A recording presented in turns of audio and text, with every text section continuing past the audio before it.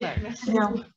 Eh bien, écoutez, alors, donc, je ne suis pas sûre de pouvoir vous apporter toutes les clés à est-ce que c'est grave, mais en tout cas, je vais vous donner des éléments, on va dire, objectifs de ce qu'on sait aujourd'hui au travers d'un travail d'expertise collective de l'INSERM sur pesticides et effets sur la santé. Et comme je vais vous le montrer, c'est en plus une actualisation d'un travail qui a été initié en 2013, enfin, qui a, en tout cas, a été publié une première fois en 2013. Alors, il faut comment ça fonctionne. Alors, la première chose, c'est que je parle au nom d'un groupe d'experts. Hein, c'est pas un travail que j'ai réalisé moi-même, hein, c'est un collectif. Vous avez ici le nom des différents experts qui ont été impliqués. Ce qui est important à considérer, c'est qu'en fait, ces experts provenaient de disciplines diverses. Alors, il y a une majorité quand même d'épidémiologistes qui figurent ici en bleu, en sachant que certains sont aussi cliniciens, donc exercent la médecine sur un plan clinique. Et vous avez en vert donc des toxicologues, et puis on avait aussi donc un sociologue, Jean-Noël Jouzel, avec nous, et également un membre de Santé publique France qui est Joanne Spinozzi. Donc c'est important de le noter parce que ça veut dire qu'il y a eu une pluralité de regards et d'analyses dans ce travail. Alors, c'est quoi une expertise collective? C'est pas une nouvelle étude sur le sujet, c'est en fait une analyse critique de la littérature qui est réalisée par ce groupe d'experts que je vous ai mentionné, avec l'idée d'apporter un éclairage scientifique qui soit utile alors, à la décision en santé publique, puisque notre champ de compétences est vraiment relatif à la santé.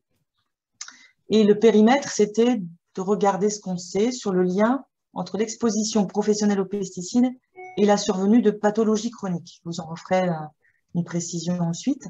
Mais également était ajouté d'évaluer les effets sanitaires d'une exposition précoce chez le fœtus et chez le jeune enfant. Allez, si possible, le si possible n'est évidemment pas tout à fait mis au hasard, identifier des familles ou des substances chimiques qui peuvent être impliquées d'après les études disponibles. Donc ça c'est vraiment la démarche et le périmètre qui a été exploré.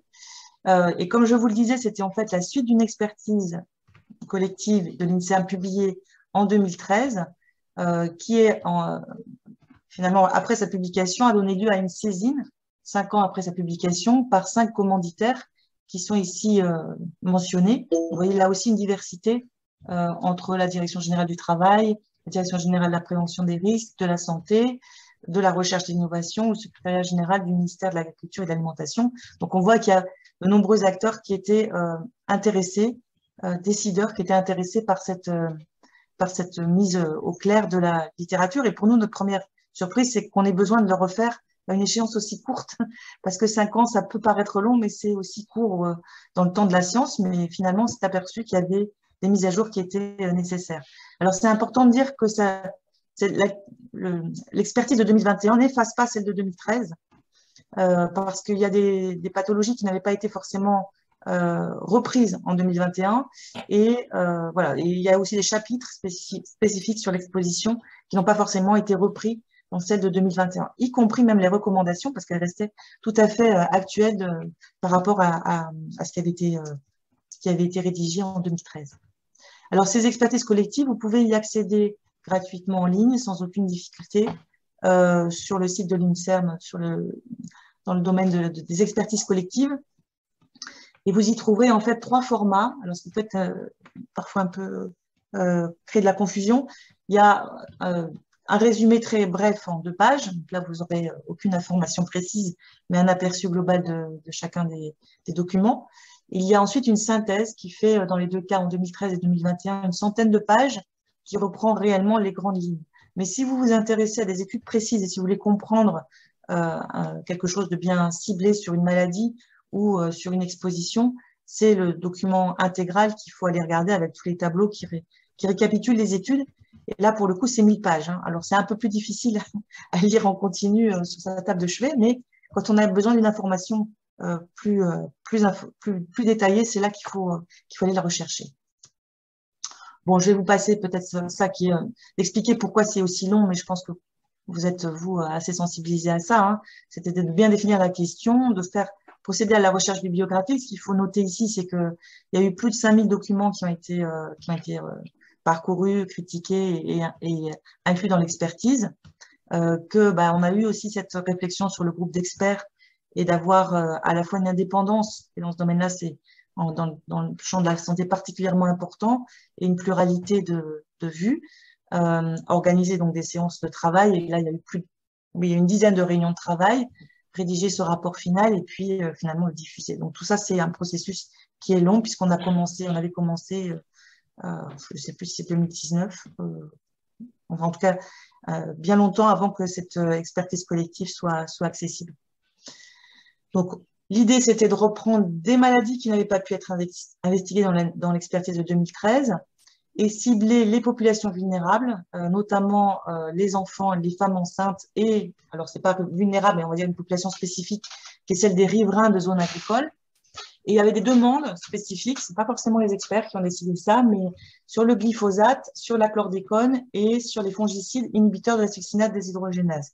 Parce que c'était dans la saisine qu'il nous était demandé de refaire un point sur ces trois groupes de substances, en sachant que pour nous, c'est pas l'entrée naturelle, puisque l'entrée naturelle, c'est plus par pathologie.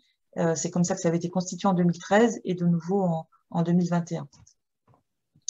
Alors, comment les conclusions sont rendues à la lecture de ces 5000 documents? C'est exprimé en niveau de présomption de lien. C'est un peu subtil et complexe, mais pour vous le simplifier, on a défini en fait des présomptions de lien qui étaient fortes. Alors, c'est la présomption qui est forte. C'est pas forcément le lien, c'est la présomption.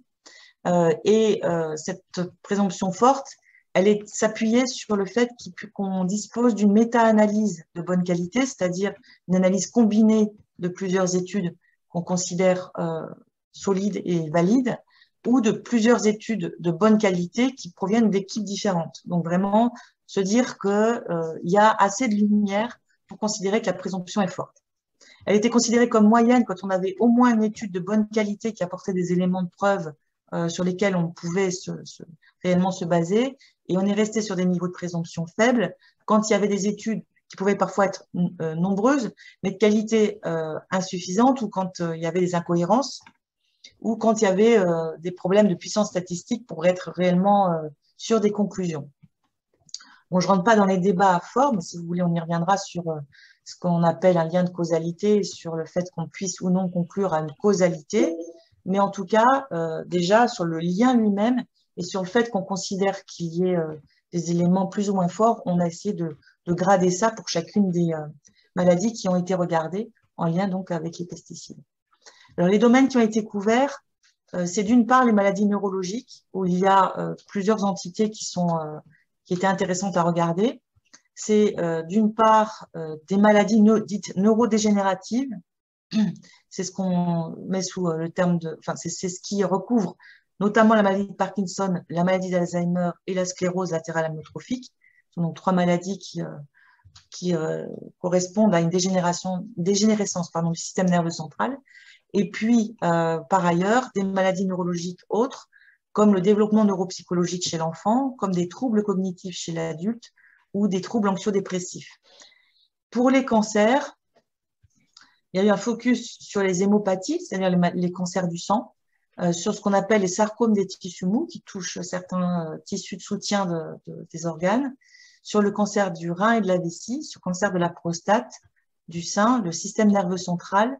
Et puis, il y a eu une note sur le cancer du poumon, mais qui n'est pas aussi détaillée que pour les autres cancers ici précisés, d'abord parce qu'on manquait d'expertise, enfin d'experts qui soient capables encore d'approcher ça, mais aussi parce que le cancer du poumon en milieu agricole a un profil un peu particulier. Il est globalement moins représenté que dans la population générale parce que la population agricole est globalement moins fumeuse. Je dis bien globalement, parce que si vous prenez les salariés agricoles, on n'est pas dans le même cas de figure. Mais donc, ce n'est pas un organe qui est tellement mis en avant par rapport au cancer lié aux pesticides, parce qu'il y a certaines précautions à prendre pour bien intégrer le rôle du tabagisme. Et puis, il y a eu une note sur la cohorte agricole, qui est la cohorte française sur lesquelles le plus de données sont produites aujourd'hui sur ces liens entre maladies chroniques et pesticides. Il y a par ailleurs, en dehors de ces deux grands domaines, des éléments sur la santé respiratoire, et vous verrez que c'est quelque chose qui a émergé parce que ça n'avait pas été autant étudié dans l'expertise de 2013, sur l'endométriose, qui est une maladie gynécologiques et sur les pathologies thyroïdiennes qui ont été également regardées parce que vous savez que la perturbation hormonale est un des phénomènes qui préoccupent par rapport aux pesticides. Et hormones ne veut pas seulement dire hormones sexuelles, hein, mais il y a aussi les hormones thyroïdiennes qui sont d'intérêt dans ce domaine-là. Alors, je vais d'abord vous rappeler, pour que vous compreniez que c'est un complément, les conclusions de l'expertise collective de 2013 chez les adultes, et chez les enfants. Ce qui avait déjà été classé comme un niveau de présomption fort, c'était ce qu'on appelle les lymphomalins non-Hodgkiniens, qui sont donc des cancers du sang, le myélome multiple, qui est aussi un cancer du sang, et le cancer de la prostate. Ça, c'est pour les cancers. Et puis, par ailleurs, pour les maladies neurologiques, la maladie de Parkinson avait été aussi considérée avec un niveau de présomption fort. Et dès 2013, pour les enfants, on avait aussi considéré que les malformations congénitales, la leucémie de l'enfant et les tumeurs cérébrales de l'enfant pouvaient être rapportées à des expositions aux pesticides. Vous voyez ensuite, en allant vers la droite, des niveaux de présomption qui sont moins forts, même s'ils restent quand même à considérer. Donc, en niveau de présomption moyen, il y avait donc les leucémies, la maladie d'Alzheimer, anxiété et dépression, et puis pour l'enfant, les morts fœtales. En niveau de présomption faible, la maladie de Hodgkin, qui est aussi une maladie, un cancer du sang, le cancer du testicule, les tumeurs cérébrales, le mélanome cutané, et en maladie neurologique, la sclérose latérale amyotrophique, et chez l'enfant, le neurodéveloppement. Alors, même quand on dit faible, en fait, on avait déjà sélectionné les maladies par rapport au fait qu'il y ait de l'information, qu'il y ait de la lumière. Donc, ça ne veut pas dire qu'il ne se passe rien, mais les données scientifiques existantes sont pas suffisantes pour aller vers un niveau de présomption plus fort. Donc, on reste quand même plus dans le doute sur ces maladies qui sont en moyen ou en faible. Donc, ça, c'était 2013. Alors, qu'est-ce qui se passe quand on… Là, je vous montre d'abord les conclusions et après, je redétaillerai pour les niveaux de présomption forts. Si on regarde ce qui a été conclu en 2021 chez l'adulte, pour les niveaux de présomption forts, en plus de ce qui avait été déjà dit précédemment, s'ajoute, alors là, il y a un décalage, la flèche, c'est pas ça, parce que déjà, il y a un petit décalage, mais c'est pas grave, je vais vous expliquer. Donc, la maladie de Parkinson y était déjà. Les troubles cognitifs étaient classés à un niveau de présomption plus faible, mais ils sont arrivés à ce niveau de présomption. Alors, troubles cognitifs, je fais quand même une petite parenthèse rapide parce que c'est peut-être un peu flou comme entité pour vous. Ça veut dire en fait tous les processus qui permettent de traiter que le cerveau traite l'information qui nous parvient. Donc, c'est tout un tas de mécanismes assez nombreux, hein, notamment la mémoire, mais aussi l'attention, enfin, je ne vais pas tout détailler, mais tout ce qui permet en fait de traiter l'information par le cerveau et qui peut être mesuré par des tests qui sont passés à des personnes dans les études et on peut regarder s'il y a une détérioration des performances ou non pour les personnes qui sont exposées aux pesticides. Donc, ça avait déjà été regardé, mais les niveaux de preuve étaient plus faibles précédemment. Et puis, ce qui est nouveau, donc le N devrait être là, c'est les maladies respiratoires qui sont la bronchopneumopathie chronique obstructive et la bronchite chronique, donc qui sont des maladies chroniques de l'appareil respiratoire qui n'avaient pas été regardées initialement, mais qui d'emblée sont arrivées avec un niveau de présomption fort. Pour les niveaux de présomption moyenne, on voit que les tumeurs cérébrales qui étaient en faible sont venues maintenant en moyen.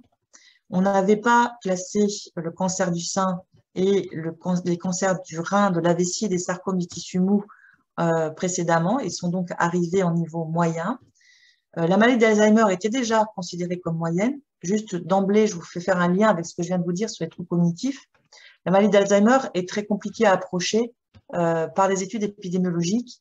Quand on cherche à reconstituer l'histoire des patients qui sont Alzheimer, vous imaginez bien qu'on s'affronte déjà à une difficulté a priori qui est de s'appuyer sur leur mémoire. Donc, c'est assez compliqué, mais malgré tout, il y a quelques éléments de cohortes prospectives qui ont été fournis, c'est-à-dire que les gens n'étaient pas malades et puis au cours du temps, ils sont devenus malades. Et quand ils n'étaient pas malades, ils avaient donné des informations sur leurs expositions, donc on peut savoir ce qui se passe ensuite. Juste à rapprocher de ce que je vous ai dit sur les troubles cognitifs, parce que les troubles cognitifs, eux, par contre, qui sont des premiers signes de la maladie d'Alzheimer et qui sont partie prenante, enfin partie intégrante de la maladie, sont classés en niveau fort. L'anxiété-dépression avait été auparavant mise en faible, et là, on considère aussi que le niveau de preuve a augmenté et qu'on est sur un niveau de preuve moyen.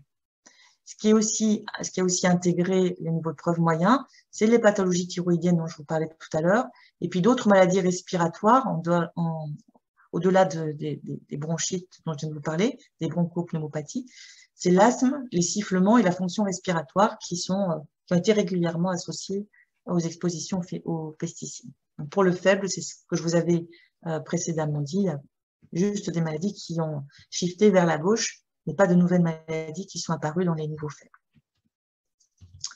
Pour l'enfant, donc on est sur des niveaux de preuve ou forts ou moyens. Il n'y a pas de niveau faible par rapport à ce qui a été conclu. On avait déjà, comme je vous l'ai dit, les leucémies par rapport aux expositions de la mère et les tumeurs cérébrales de l'enfant, et puis les malformations congénitales qui étaient déjà là. Mais viennent s'y ajouter des problèmes neurologiques, et notamment ce qui s'appelle troubles du comportement de type internalisé, mais c'est par rapport à des expositions au pyréthrinoïdes, et des altérations des capacités motrices, cognitives et sensorielles pour des expositions maternelles professionnelles. Dans le moyen, alors ce qui est un peu particulier, c'est que la leucémie, du coup, a 2 niveaux de preuve chez l'enfant.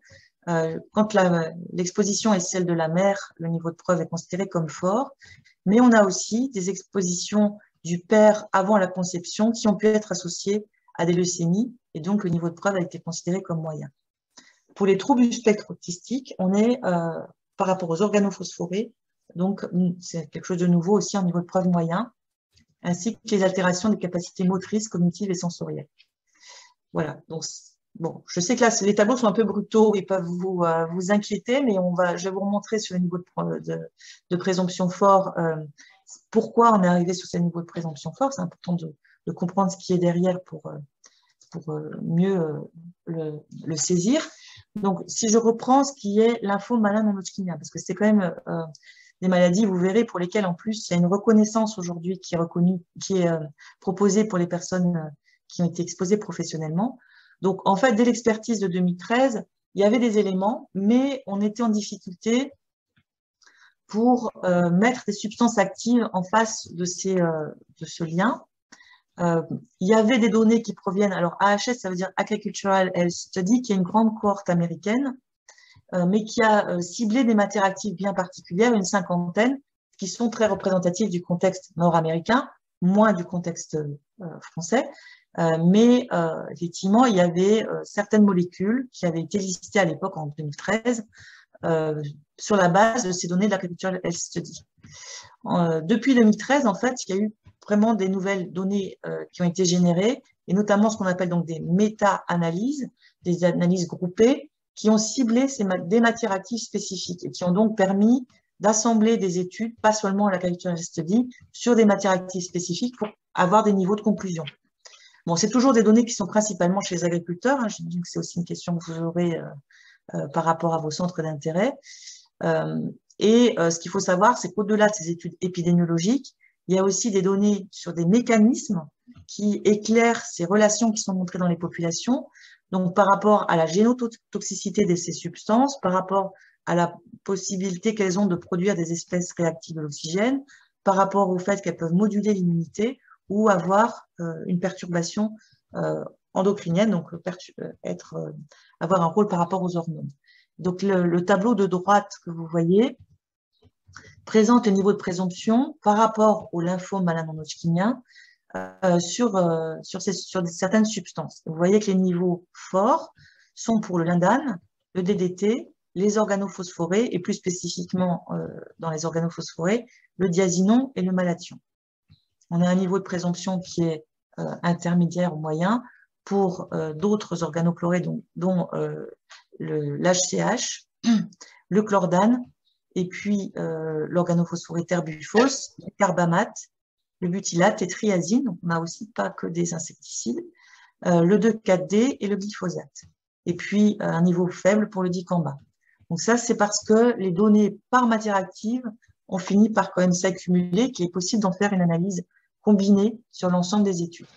Pour le lymphome malin non-hodgkinien, on est plus fragile sur ce genre de conclusion, sur d'autres maladies où il y a eu moins d'études, notamment moins d'études par substance. J'en viens aux myélomes multiples, en sachant que bon, c'est une nuance, mais pour vous, mais c'est important pour les personnes qui sont au niveau de la santé. Le myélome multiple, qui est quand même une entité bien particulière, est de plus en plus rapproché du lymphome malin non-hodgkinien. Donc, les conclusions ne sont pas forcément surprenantes pour nous parce que c'est des maladies très proches sur le plan de la physiopathologie et des cellules qui sont atteintes. En 2013, donc, on avait vu une élévation chez les agriculteurs et les applicateurs, mais il n'y avait pas eu de conclusion par matière active portée à cette époque-là. Et depuis 2013, on a donc des méta-analyses aussi, moins nombreuses pour le lymphome malin non-hodgkinien dans son ensemble, mais malgré tout, il y en a eu quelques-unes. Et puis, on a eu aussi des données de la cohorte Agrican, qui est une cohorte française. Alors ça, c'est important aussi pour nous en France de considérer qu'en 2013, la cohorte, même si elle avait commencé en 2005, elle était encore un petit peu jeune pour regarder la survenue de cancers. Les cancers, c'est des maladies qui mettent du temps avant de se développer. La cohorte était constituée en 2005. En 2013, on était avec 8 ans de recul. En 2021, en 2019, on était déjà avec près de 15 ans de recul pour certaines maladies. Donc forcément, pour le contexte français, les données deviennent plus pertinentes aussi avec le temps.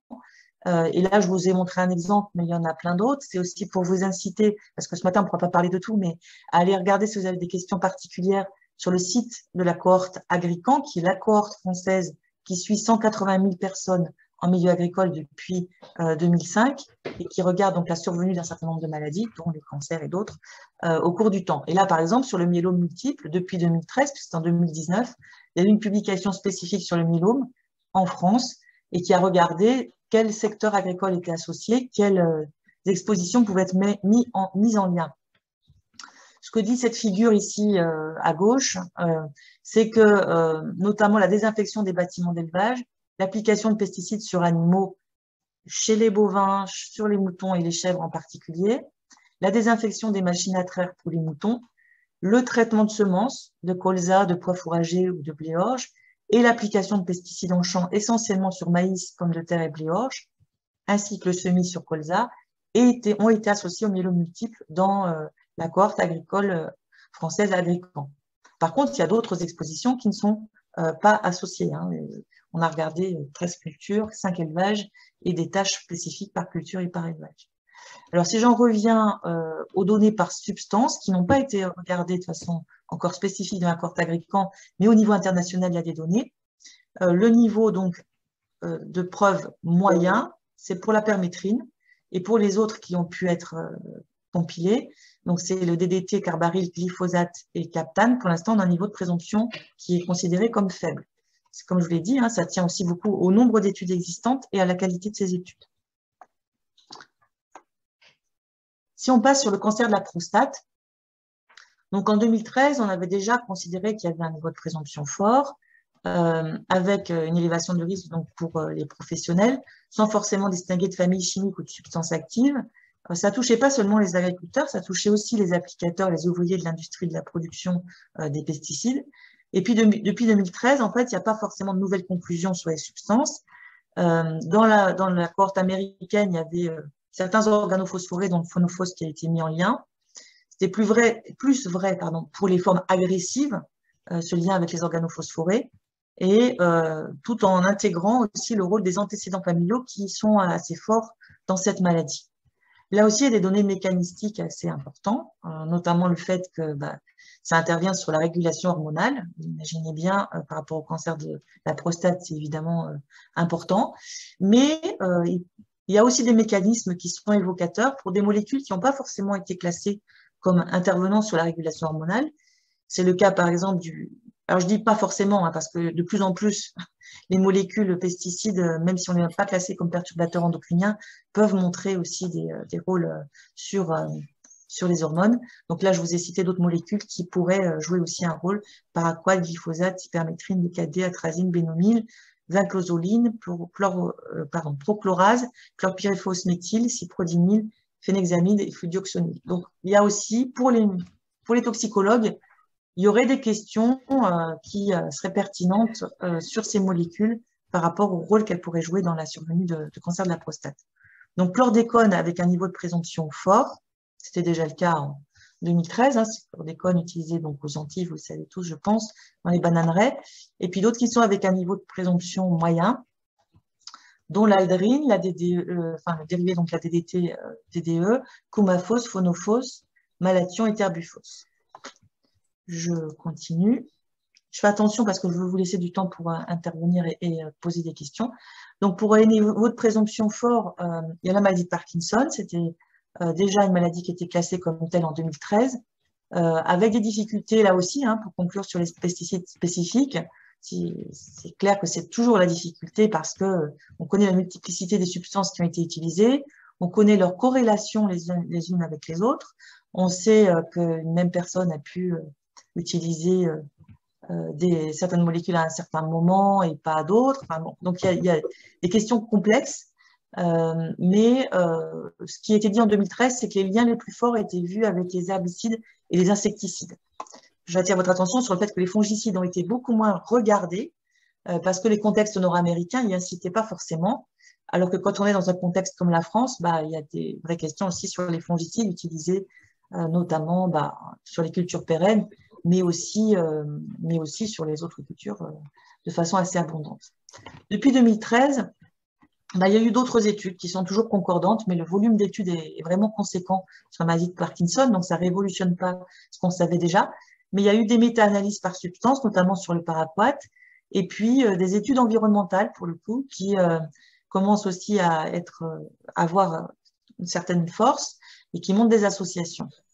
Donc, ça a été regardé dans Agrican aussi, on avait des associations. On a regardé des substances spécifiques aussi dans Pestima, avec l'aide de Pestimat dans Agrican.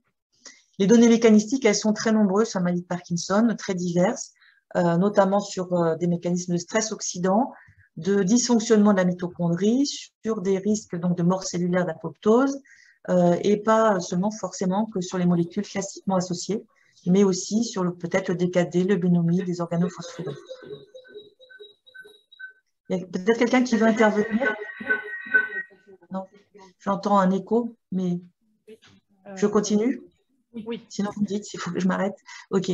Donc, sur les molécules associées, bon, les organochlorés ont été assez fortement associés à la maladie de Parkinson, mais pour les niveaux moyens, donc on a le paraquat et la roténone, et peut-être plus faible, je dis bien peut-être parce que pour moi, je pense qu'il y a quand même des éléments qui sont de plus en plus forts, sur un certain nombre de dithiocarbamates, comme le mancopère, le zineb ou le ziram. Bon, alors le niveau de présomption fort aussi sur la trouble cognitive dont je vous ai déjà un peu parlé tout à l'heure, parce que ça nous préoccupe par rapport à la maladie d'Alzheimer, même si on a du mal à l'approcher dans les études épidémiologiques. On avait donc des éléments dès 2013 sur des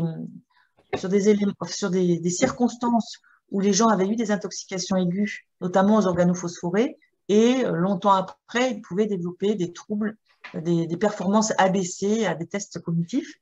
On avait quand même une quarantaine d'études, hein, pas sur quelque chose de fragile, mais compte tenu qu'il y avait un certain nombre de divergences, c'était resté en niveau moyen. Sauf que depuis 2013, il y a encore eu 15 études originales menées et 2 méta-analyses sur le sujet.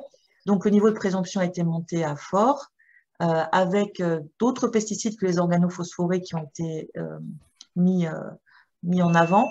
Les pyrétrinoïdes et les organochlorés en font partie. Il y a eu des analyses du risque en population générale et donc le niveau de présomption là est considéré comme moyen pour la population générale. Alors les atteintes, elles sont diverses. Hein, je vous expliquais qu'il y avait des mécanismes très divers des fonctions très diverses qui peuvent être mises en cause. Donc notamment l'attention, des capacités visuomotrices, des capacités d'abstraction verbale, et puis la dernière, c'est de perception aussi qui peuvent être atteintes. Bon, donc le mécanisme derrière, ça fait notamment appel à la possibilité d'interférence entre les pesticides et les neuromédiateurs qui sont en charge de véhiculer l'information dans notre système nerveux. C'est peut-être pas la seule explication, mais en tout cas, c'est une explication qui vient naturellement et en premier lieu. Et comme je vous ai dit, ce qui interroge, c'est le lien éventuel avec la maladie d'Alzheimer, puisque ces troubles cognitifs peuvent prédire la survenue d'une démence. Mais aujourd'hui, on est donc sur un niveau de présomption moyen pour la maladie d'Alzheimer. Et je terminerai par pathologie pour parler quand même des aspects respiratoires, puisque vous avez vu que c'est nouveau, on n'en avait pas parlé en 2013, mais qu'il y a quand même une centaine d'articles sur la santé respiratoire qui ont été regardés avec attention. C'est essentiellement là aussi en milieu professionnel. Près de la moitié, en fait, sont assez récents, sont depuis 2014. Une des raisons pour lesquelles en 2013, on a peut-être moins eu l'œil attiré par ces problèmes-là. Sur une diversité de troubles, comme je vous l'ai dit, hein, des symptômes, de l'asthme, de la bronchopneumopathie chronique, obstructive ou de la bronchite chronique. Mais c'est surtout pour la BPCO, donc la bronchopneumopathie chronique obstructive et la bronchite chronique, que les niveaux de preuve semblent les plus importants aujourd'hui. Il y a eu notamment une méta-analyse qui a porté sur 9 cohortes et qui expliquait qu'il y avait une augmentation du risque de 33% pour les personnes qui avaient été exposées aux pesticides. Là aussi, des données mécanistiques sur le stress oxydant, la toxicité pour la mitochondrie, la modulation de l'immunité et l'inhibition de l'acétylcholinestérase. Ceci dit, vous voyez que par rapport à des molécules spécifiques, on reste sur des niveaux de preuve qui sont faibles, avec trop peu d'études pour chaque molécule pour pouvoir conclure. Vous les avez ici listés, hein, je ne vais pas forcément les reprendre. Vous voyez les organophosphorés, les organochlorés, quand même les phénoxyherbicides, dont le 2,4,5-T qui sont ici, le paraquat hein, aussi qui est un herbicide, et le chlorimiburon éthyle. Donc on n'a pas toujours que des insecticides qui ont été regardés, qui donnent des éléments de preuve. Pour ce qui est des matières actives spécifiques sur lesquelles il y avait des questionnements dans la saisine, donc il y avait la chlordécone, bon là je pense que c'est en surprise, hein, puisque je vous en ai déjà parlé, avec un niveau de présomption fort dès 2013. Ce qui a été nouveau, c'est en fait la possibilité que, en plus de pouvoir intervenir dans la survenue de la maladie, que ça puisse également jouer un rôle dans le traitement de la maladie, avec, par exemple, une étude qui a été publiée sur la récidive biologique de la maladie, du cancer de la prostate, après une prostatectomie chez les personnes qui avaient été exposées à la chlordécone. Comme si, au-delà du fait que ça puisse jouer un rôle dans la survenue de la maladie, ça pourrait aussi entraîner une forme de résistance quand on essaye d'appliquer certains traitements. Voilà. Pour le glyphosate, l'expertise de 2013 avait parlé d'une étude dans le cas de l'AHS, une élévation du risque de leucémie. Pour le lymphome non-Hodgkinien, la présomption était considérée comme moyenne pour les professionnels exposés et chez les agriculteurs. Depuis 2013, on a aussi là du mal à avoir des études qui soient ciblées sur le glyphosate. Pour les hémopathies, globalement, le niveau de présomption est considéré comme faible. Pour la santé respiratoire aussi. Pour les troubles neurologiques, on a encore moins d'études, donc on n'a pas conclu sur un niveau de présomption. Alors, il y a aussi des questions sur les maladies rénales et sur les malformations congénitales. Néanmoins, les mécanismes restent quand même en faveur d'un possible lien parce que le glyphosate peut entraîner des dommages génotoxiques, peut induire du stress oxydant, peut perturber des hormones, avoir une toxicité sur la mitochondrie, perturber le microbiote. Donc, il y a pas mal quand même de mécanismes qui posent question et on voit des niveaux de présomption, pas inexistants, mais relativement faibles néanmoins. Pour ce qui est des SDHI, je vais le dire comme ça, même si je n'aime pas les abréviations, mais comme c'est comme ça qu'on les connaît, donc les inhibiteurs de la succinate déshydrogénase, essentiellement les préoccupations actuelles portent sur le fait qu'ils ont là aussi un mécanisme toxicologique qui pose question, puisqu'il perturbe le fonctionnement de la mitochondrie, c'est-à-dire de la respiration cellulaire. Et donc, de ce fait-là, la question est, est-ce que ça c'est chez l'animal, hein, ces conclusions, est-ce qu'on peut extrapoler à d'autres espèces? Alors aujourd'hui, il n'y a pas de données épidémiologiques sur la santé des agriculteurs ou de la population générale qui est mis en évidence des problèmes, mais il y en a eu très peu de menées. Il y a simplement dans la cohorte ELF, qui est une cohorte d'enfants, il a été regardé le rôle de l'exposition boscalide pendant la grossesse et la croissance du fœtus, et on n'a pas retrouvé de lien. Et donc, même en regardant avec des proxys, parce qu'on sait que les SDHI ont été utilisés dans certaines utilisations spécifiques, notamment le traitement de semences, on n'a pas trouvé, les études qui portaient sur les applicateurs de pesticides sur semences n'ont pas pour l'instant montré de ce risque. Mais c'est en l'état actuel de la littérature existante. Je vais conclure pour laisser un temps de discussion sur le fait que, bon, vous avez compris, hein, c'est une préoccupation sociétale qui est importante. On voit que c'est quand même justifié par un certain nombre de conclusions scientifiques, en particulier en milieu professionnel, que ça a donné lieu du coup à la création de tableaux. Alors je vais passer du coup un peu plus loin. De tableaux pour une reconnaissance en maladie professionnelle, notamment pour la maladie de Parkinson.